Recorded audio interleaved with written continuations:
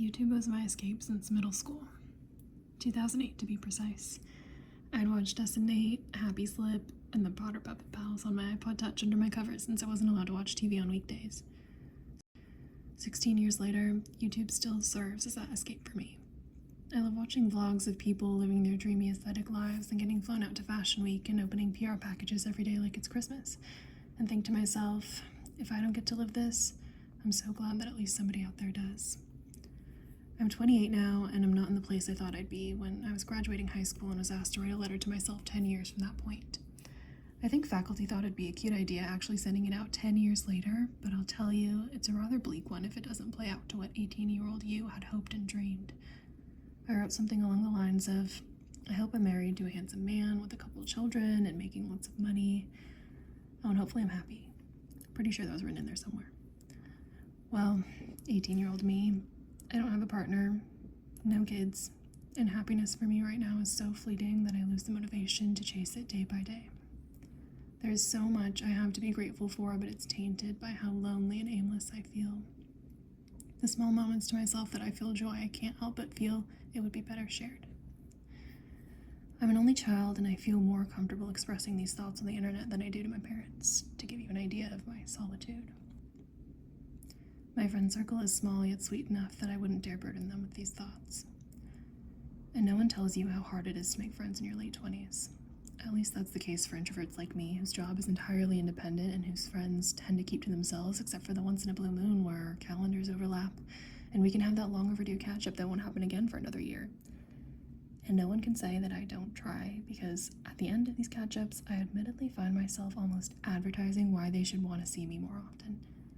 These are echoes of my habits from my first long-term relationship, and even more than 2 years after its end, I still struggle with the feeling that I'm not enough. I guess old habits die hard. They tell you to love yourself, that's the solution. Well, I do love myself. I don't know how much more I can love myself, honestly. I do virtually everything alone with no shame, take myself out to restaurants, concerts, paddleboarding even.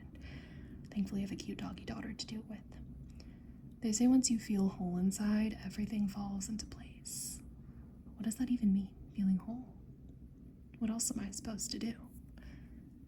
I guess feeling whole is challenging when Hinge dates leave me feeling hopeless, and my current career is a means of survival, not a method of fulfillment, which is hard when you're in the center of LA watching beautiful, creative people working towards their dreams.